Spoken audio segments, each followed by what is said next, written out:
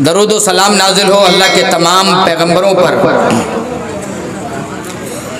ख़ासकर आखिरी नबी अहमद मुश्तबा मोहम्मद मुस्तफ़ा ताजदार मक्का व मदीना, ख़ातमुन नबीयीन, शफ़ीउल मुज़नबीन, शाफ़े महशर जनाब मोहम्मद रसूलुल्लाह सल्लल्लाहु अलैहि वसल्लम पर, जिनके ज़रिया हमें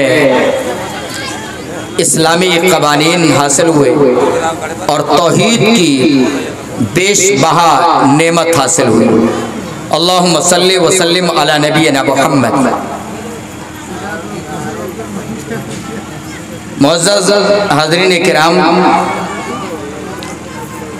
आज के इस जलसे में मैं जो टॉपिक, जो विषय, जो उन्वान लेकर के आप हजरात के माबैन हाजिर हुआ हूँ, वो है रोज़े क़यामत और उसकी कुछ निशानियाँ।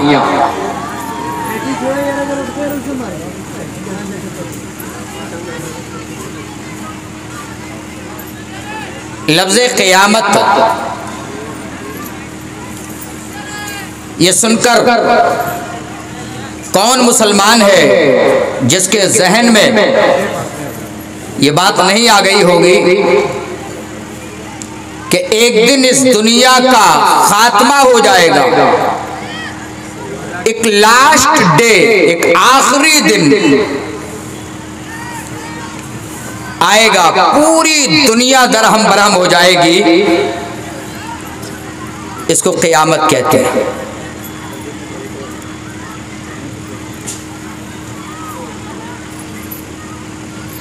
और उस क़यामत के आने से पहले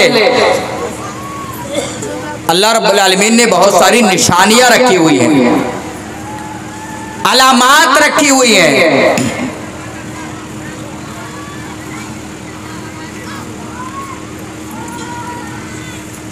क़यामत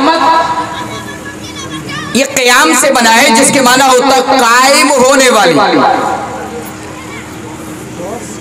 क़यामत को क़यामत इसलिए कहते हैं कि ये हर हाल में कायम हो करके रहेगी, इसमें कोई डाउट नहीं है, कोई शक नहीं।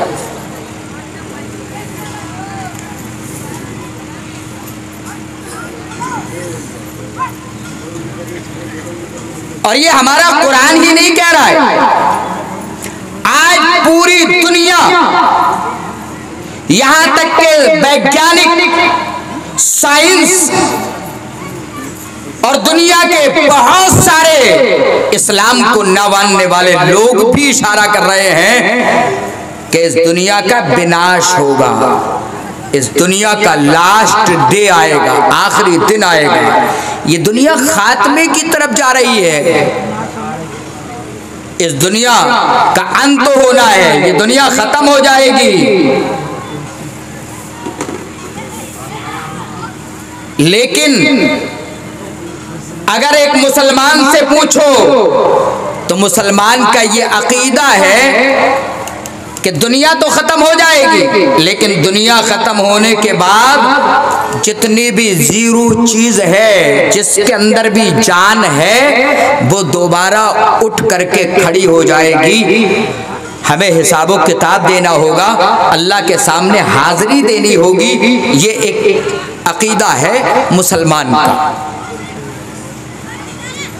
अगर दूसरे लोगों से पूछें तो उनका कहना है कि आदमी मर जाएगा, मरने के बाद मामला खत्म हो गया, दोबारा उठाया नहीं जाएगा। लेकिन उनके इस तसव्वुर से, उनके इस ख्याल से, उनके इस नजरिए से बात बनने वाली नहीं है, बल्कि बात वो रहेगी जो अल्लाह ने, जो सारी सृष्टि को रचाने वाले अल्लाह ने, ईश्वर ने, खुदा ने जो बात कही है वो मानी जाएगी, दुनिया वालों की बात नहीं मानी जाएगी। क़यामत के बहुत सारे नाम हैं। कुरान के पन्नों को जब हम पलटेंगे तो कहीं साआ कहा गया। साआ के माना घड़ी होता है, साआ के माना लम्हा होता है, साआ के माना पल होता है। यानी क़यामत वो है जो अचानक आन पड़ेगी, इसलिए उसको साआ कहा गया। कुरान पलटिए तो उसको अल-क़ारिआ भी कहा है। ये खड़खड़ा देगी क़यामत, बड़ी खतरनाक चीज है ये, इसलिए अल-क़ारिआ कहा गया है। कहीं गाशिया कहा गया है, कहीं वाक़िया कहा गया है। ये क़यामत के मुख्तलिफ नाम आपको कुरान के पन्नों में मिलेंगे। आइए, मैं इधर नहीं जाना चाहता। क़यामत ये हर हाल में आकर के रहेगी, इसमें कोई शक नहीं। कोई दलील है? हाँ, बात दलील से होनी चाहिए। पारा नंबर 17 सूरतुल हज आयत नंबर 7 व अन्नस्साअत आतियतुन ला रैब फीहा व अन्नल्लाह यबअसु मन फिल क़ुबूर। ये उलमा बैठे हैं। इन्ना और अन्ना ये ताकीद के लिए आता। अल्लाह रब्बुल आलमीन ने तहकीक के साथ बात को बयान किया है, ताकीद के साथ बयान किया। व अन्नस्साअत आतियतुन ला रैब फीहा, ये क़यामत हर हाल में आकर के रहेगी, जिसके आने में जर्रा बराबर भी डाउट नहीं है, जिसके आने में जर्रा बराबर भी शक नहीं है। कुरान कह रहा है क़यामत ये हर हाल में आकर के रहेगी, इस क़यामत के आने में जर्रा बराबर भी शक नहीं है। मेरे भाइयों, दुनिया के मुसलमानों, अगर एक आदमी अपने आप को मुसलमान कहता है और कुरान को मानने का दावेदार भी है, वो ये कहता है कि अल्लाह की जानिब से जो कुरान नाज़िल हुआ है, मैं उसके एक एक हरफ पर ईमान रखता हूँ, उसके एक एक हरफ को मानता हूँ, तो उसे ये मानना पड़ेगा कि हाँ क़यामत ही आकर के रहेगी। और अगर किसी मुसलमान को डाउट हो जाए, अगर किसी मुसलमान को शक हो जाए, तो ये उलमा बैठे हैं, उसका इस्लाम में कोई भी हिस्सा नहीं है, खारिज हो जाएगा इस्लाम से। अकीदे की बात है ये। यहाँ क़यामत का मौजू छेड़ने से एक फायदा ये है कि हमारा ईमान बिल गैब भी दुरुस्त हो जाना चाहिए। मालूम है, जहाँ अल्लाह ने कुरान को शुरू किया है, सूरह फातिहा के बाद जो दूसरे नंबर पर सूरा आती है, वहाँ अल्लाह रब्बुल आलमीन ने मुत्तकियों की तारीफ की है और कुरान को कहा है कि ये मुत्तकियों के लिए हिदायत है। और मुत्तकियों के फिर औसाफ अल्लाह ने बयान किए हैं, उसमें एक सिफत ये है, अल्लज़ीना युमिनून बिल गैब। ये मुत्तकी, अल्लाह से डरने वाले, अल्लाह से खौफ खाने वाले, ये वो लोग हैं अल्लज़ीना युमिनून बिल गैब, जो गैब की बातों पर ईमान लाते हैं। गैब किसको कहते हैं? मेरे नबी ने कहा, लोगों, आसमान के ऊपर अल्लाह बैठा हुआ है और अल्लाह ने अपने कुरान के अंदर कहा अर्रहमान अलल अर्श इस्तवा, रहमान अपनी कुर्सी पर मुस्तवी है, रहमान अपनी कुर्सी पर बैठा हुआ है। मेरे नबी ने कह दिया, मैंने अपने अल्लाह को नहीं देखा है। मेरे अल्लाह ने कुरान के अंदर कह दिया, मैंने अपने अल्लाह को नहीं देखा, लेकिन कुरान कह रहा है, मेरा अल्लाह कह रहा है, मेरा नबी जनाब मुहम्मदुर रसूलुल्लाह कह रहा है। मैंने मान लिया, हाँ बिल्कुल सच्ची बात है, अल्लाह मौजूद है, अल्लाह आसमान पर बैठ करके सारी दुनिया के सिस्टम को चला रहा है। मैंने बात को मान लिया, और जिसने मान लिया वही मुत्तकी कहलाएगा, वही परहेजगार कहलाएगा, वही अल्लाह से डरने वाला कहलाएगा। इमाम कायनात जनाब मुहम्मद रसूलुल्लाह सल्लल्लाहु अलैहि वसल्लम ने फरमाया, लोगों क़यामत कायम होकर के रहेगी, ऐ लोगों क़यामत आकर के रहेगी। और अल्लाह को भेजने वाले, अल्लाह नबी को भेजने वाले, अल्लाह ने कहा व अन्नस्साअत आतियतुन ला रैब फीहा, ऐ लोगों क़यामत आकर के रहेगी, इसमें कोई शक नहीं है, मैंने मान लिया। अब अगर कोई आदमी कहता नहीं, जब तक मैं देखूंगा नहीं, मैं नहीं मानूंगा, मुझे ला करके दिखाओ। तो फिर उनको फार में और हम में क्या फर्क रह जाएगा जो मोहम्मद रसूलुल्लाह को चैलेंज करते थे, जरा कयामत लाके तो दिखाओ, कहाँ है कब्र का अजाब, जरा लाके दिखाओ, कहाँ अल्लाह है हमारी नजरों के सामने ला करके तो दिखाओ, कहाँ है मौत, या कहाँ है मौत के बाद दोबारा जिंदा किया जाना, हमारे आबा उस्ताद को उठा करके तो दिखाओ। अगर ये अकीदा हमारा भी हो जाए तो उनमें और हम में फर्क क्या रह जाएगा। तो इसलिए कयामत का मौजू बयान करने का एक फायदा, हमारा ईमान उमूरे गैबिया पर, गैब की बातों पर हमारा ईमान पुख्ता हो जाएगा और ये कयामत कायम होकर के रहेगी।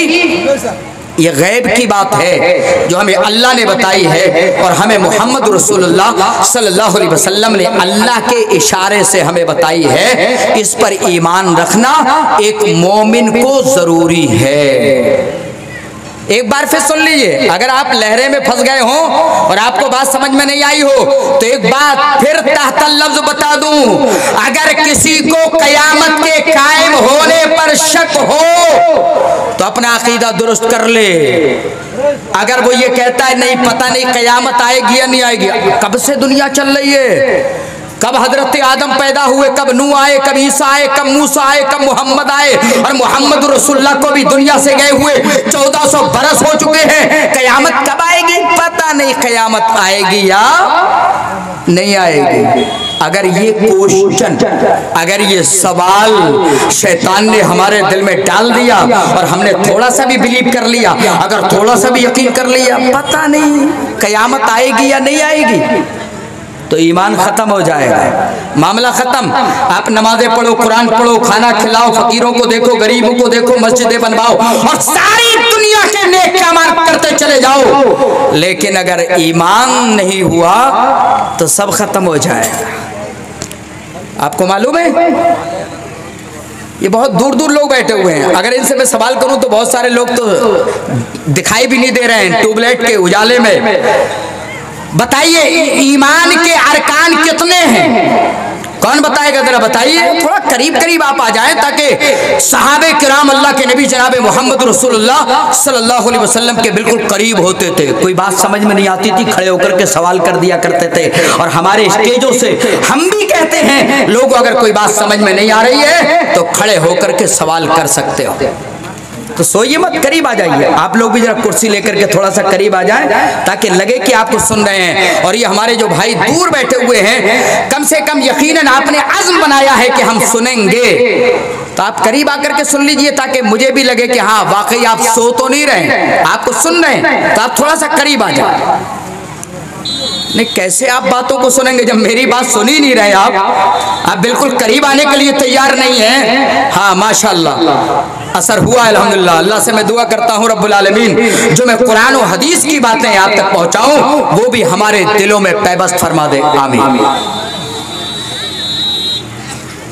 तो ईमान के अरकान कितने हैं, कौन बताएगा? ईमान के अरकान नहीं मालूम है, इसलिए ये तकारीर होती है, ध्यान से सुनना चाहिए ताकि हमें मालूम हो जाए, जानकारी हासिल हो जाए। ईमान के अरकान 6 हैं, इस्लाम के अरकान 5 हैं। अभी किसी ने बताया 5, तो इस्लाम के अरकान 5 हैं और ईमान के अरकान 6 हैं। 6 गो आप लोग बोलते हैं। उसमें वल यौमिल आखिर, आखिरत के दिन पर ईमान भी है। आखिरत में मरने के बाद आदमी से हिसाब व किताब होगा, ये चीज भी आ जाता है।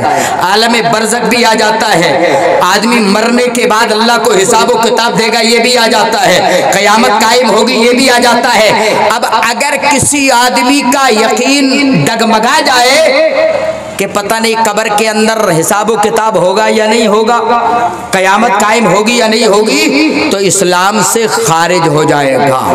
तो बात ये चल रही थी क़यामत हर हाल में आएगी, इसमें कोई शक नहीं है। कुरान कहता है व अन्नस्साअत आतियतुन ला रैब फीहा, क़यामत यकीनन आकर के रहेगी, इसमें जर्रा बराबर भी शक नहीं है। अब हिंदुओं ने भी मान लिया कि कयामत आएगी, कम्युनिस्टों ने भी मान लिया कयामत आएगी, दहरियों ने भी मान लिया दुनिया का विनाश हो जाएगा, गैर मुस्लिमों ने भी मान लिया ये दुनिया एक दिन दरहम बरहम हो जाएगी। लेकिन दुनिया से जाने के बाद, कयामत आ जाने के बाद मामला क्या होगा मेरे भाइयों? अल्लाह रब्बुल आलमीन ने इस आयत के अंदर जवाब दे दिया, वअन्नल्लाह यबअसु मन फिल कुबूर, और अल्लाह कयामत के दिन उन तमाम लोगों को उठा करके खड़ा कर देगा जो कब्रों के अंदर मदफून हैं, जो आलमे बरज़ख के अंदर जा चुके हैं। मन फिल कुबूर, जो कब्रों के अंदर हैं, अल्लाह उन्हें उठा के खड़ा कर देगा। तो कुछ शांति मिल गई कुछ लोगों को। भाई बहुत सारे लोग, कोई हवाई जहाज से गिर करके मर गया, कोई बस से टकरा करके मर गया, कोई मछली के पेट में चला गया, कोई रेल से टकराया, कोई साइकिल से टकराया, किसी को जला दिया गया। तो वे सारे लोग तो खबरों में है नहीं, फिर क्या होगा? अल्लाह तो कह रहा है वअन्नल्लाह यबअसु मन फिल कुबूर, जो भी कब्रों के अंदर हैं तमाम को अल्लाह खड़ा कर देगा। तो कब्रों से मुराद मालूम है आपको क्या है? आलमे बरज़ख। एक दुनियावी जिंदगी है, एक आलमे बरज़ख की जिंदगी है, और एक आखिरत की जिंदगी है। दुनिया और आखिरत के बीच में आलमे बरज़ख है। अगर एक आदमी जला दिया गया, मर गया, अपने धर्म के मुताबिक अगर उसे जला दिया गया, कल क़यामत के दिन गर्चे उसकी राख को हवाओं के हवाले कर दिया गया, गर्चे उसकी हड्डियों को गंगा मैया के हवाले कर दिया गया, कल क़यामत के दिन अल्लाह तमाम इंसानियत को, यहाँ तक कि तमाम जीरो चीजों को उठा करके खड़ा कर देगा। यह है मतलब कब्रों से उठाने का। तो मालूम ये हुआ कि कयामत भी आनी है और तमाम लोगों को जिंदा भी होना है। और जिंदा होने के बाद क्या यहीं फिर वापस आ जाएंगे? क्या हमारे घर घरौंदे नजर आ जाएंगे? नहीं, सब टूट चुके होंगे, सब खत्म। ये नहीं मिलेगा मामला, बस वहीं जाना है मक्का और मदीना की तरफ, अरफात के मैदान की तरफ तमाम लोगों को जाना है। तो आयत करीमा से मालूम हुआ कयामत हर हाल में आएगी, और कयामत जब आएगी तो कयामत के बाद दोबारा उठाया भी जाएगा, लोगों को बेदार कर दिया जाएगा। तमाम के तमाम लोग हजरत आदम से लेकर और कयामत की दीवारों तक जितने भी लोग पैदा होने वाले हैं, तमाम जिंदगी पाने के बाद मरेंगे, और मरने के बाद तमाम को उठा करके खड़ा कर दिया जाएगा। अल्लाह रब्बुल आलमीन ने कुफ्फार का जिक्र किया है, उन लोगों का जिक्र किया है जो ये कहते थे नहीं दोबारा कैसे उठाया जाएगा। पारा नंबर 28 सूरत अत-तगाबुन आयत नंबर 7। ज़ामल्लज़ीना कफ़रू अल्लन युबअसू, अल्लाह ने कुफ्फार का तज़किरा किया, उनके गुमान का तज़किरा किया, उनके नजरिए का तज़किरा किया। क्या फरमाया? ज़ामल्लज़ीना कफ़रू अल्लन युबअसू, ये कुफ्फार ये गुमान करते हैं कि उन्हें हरगिज़ नहीं उठाया जाएगा। कहते हैं हरगिज़ नहीं उठाया जाएगा। लन, लाम और नून ये लफ्ज़ जब दाखिल होगा तो मतलब कभी ऐसा नहीं हो सकता है, फ्यूचर में कभी ऐसा नहीं होगा। आने वाले वक्त में हम मर गए तो दोबारा हरगिज़ नहीं उठाया जाएगा। ज़अमल्लज़ीना कफ़रू अल्लन युबअसू क़ुल बला व रब्बी लतुबअसुन्ना सुम्मा लतुनब्बउन्ना बिमा अमिलतुम व ज़ालिका अलल्लाहि यसीर। अल्लाह ने भी जवाब ताकीद के साथ दिलवाया। कुल, ऐ अल्लाह के नबी ऐलान कर दीजिए, ऐ अल्लाह के नबी कह दीजिए, कुल बला व रब्बी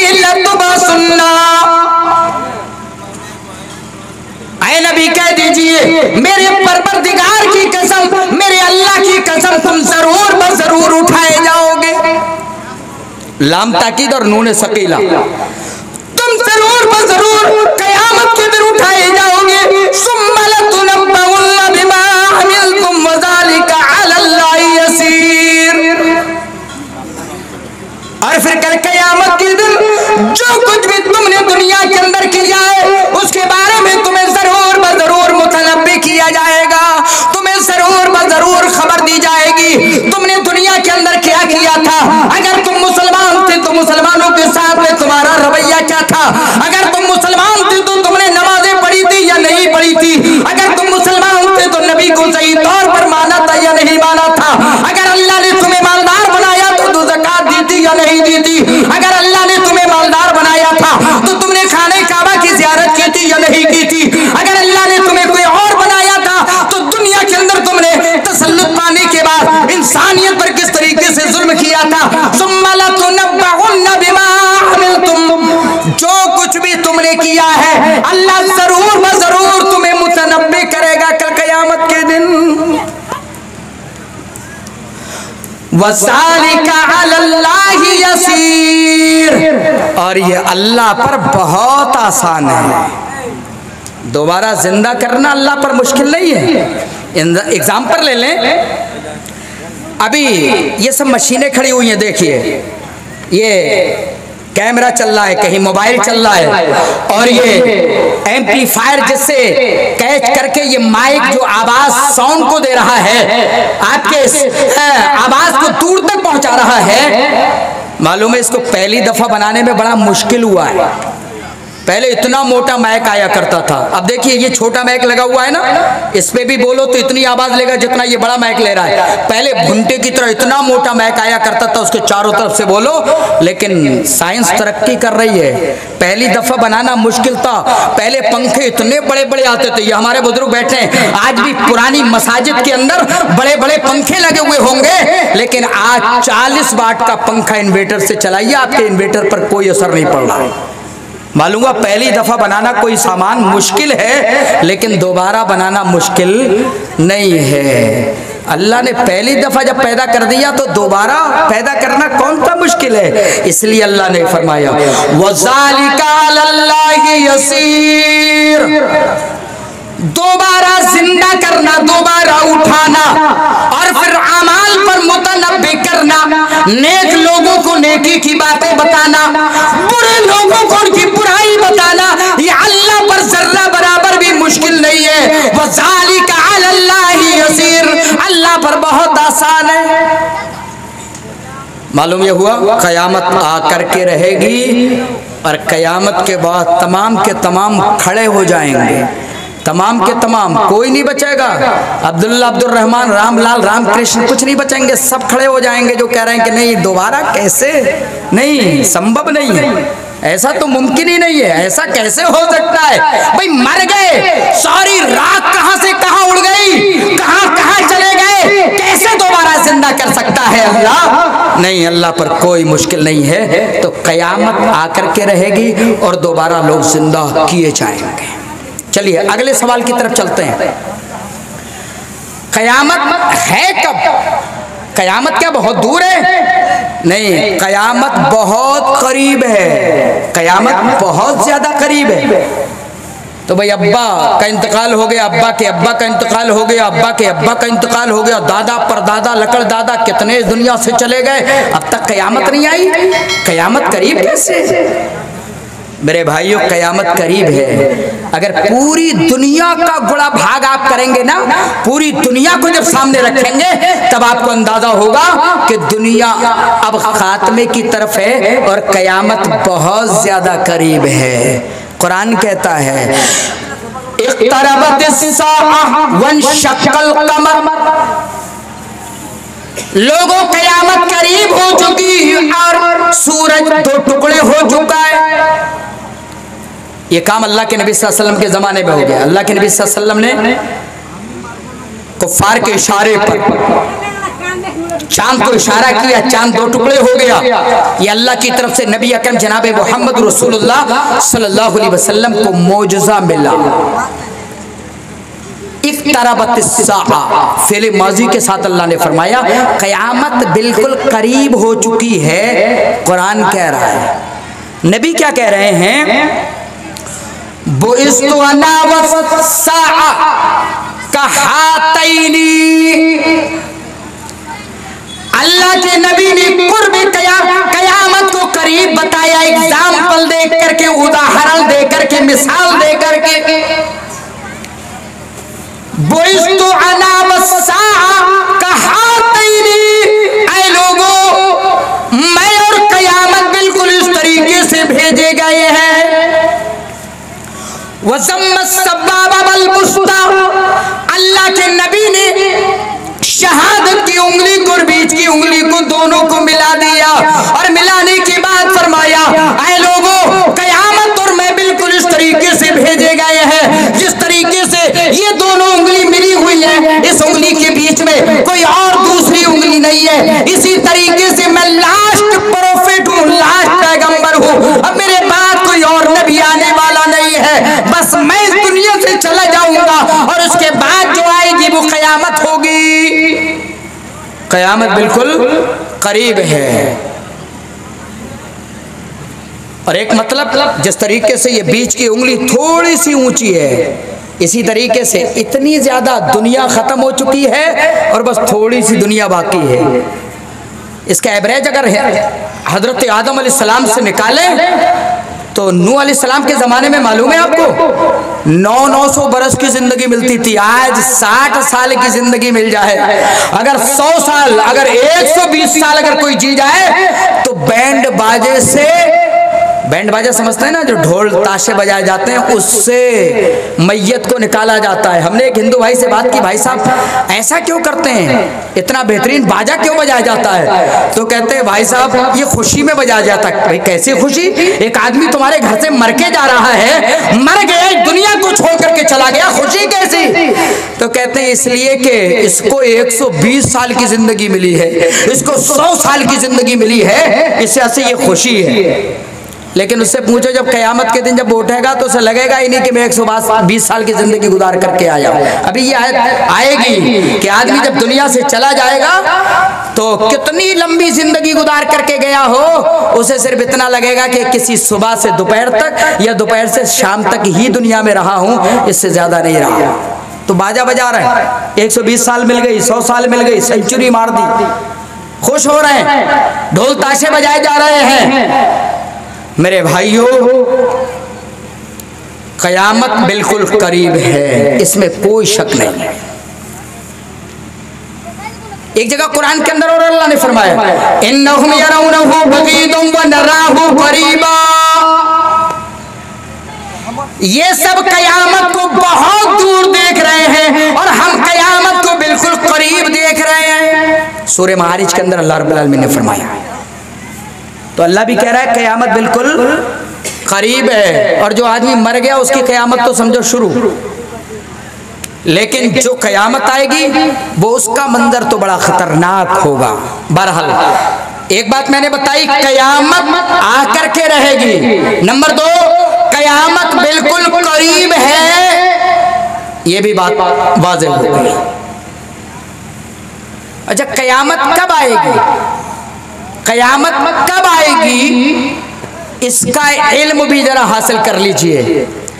इतने लोग बैठे, मैं तमाम लोगों से जो लोग जिंदा हैं उनसे सवाल कर रहा हूं। जिंदा का मतलब जो सो गए हैं वो तो मरने के बराबर है, जो जग रहे हैं और जो आधी नींद में हैं वो भी जवाब नहीं देंगे, वरना प्याज को ब्याज कह जाएंगे, कोई फायदा नहीं होगा। जो लोग तवज्जो से सुन रहे हैं, कान लगा करके सुन रहे हैं, उनसे सवाल है, बताइए कयामत कब आएगी? है किसी को मालूम? कहीं कुरान में पढ़ा है आपने, कहीं हदीस में पढ़ा है? कोई जानकारी नहीं है शायद। कयामत कब आएगी आपके पास जवाब नहीं है। हमारे बरेली से अभी शेख मोहतरम ने, नाज़िम जलसा ने मुझे भी इटावा का कहा, लेकिन इटावा और बरेली की दूरी 150 किलोमीटर की है। बरेली, ये बांस बरेली है जो रामपुर और मुरादाबाद से पहले, जो लोग दिल्ली जाते हैं, जो ट्रेन लखनऊ से सीधे जाएगी वो पहले शाहजहांपुर और शाहजहांपुर के बाद बरेली आएगा। बरेली के 35 किलोमीटर 60 किलोमीटर के बाद रामपुर और उसके बाद मुरादाबाद। आला हजरत का नाम भी सुना होगा, अहमद रजा, इसी बरेली से ताल्लुक रखते हैं। तो मालूम है, आपसे मैंने पूछा कयामत कब आएगी, तो आपने कहीं पढ़ा ही नहीं है कयामत कब आएगी, तो कैसे बताएंगे। लेकिन हमारे बरेली की खानका से ऐलान किया गया 1436 हिजरी के अंदर ऐलान किया गया 15 रमजान को कयामत आ जाएगी और इतनी खतरनाक चीख होगी कि कान के पर्दे फट जाएंगे। तो मालूम है क्या हुआ, रुई जानते हैं ना आप लोग, रुई जो लिहाफ और गद्दे में भरी जाती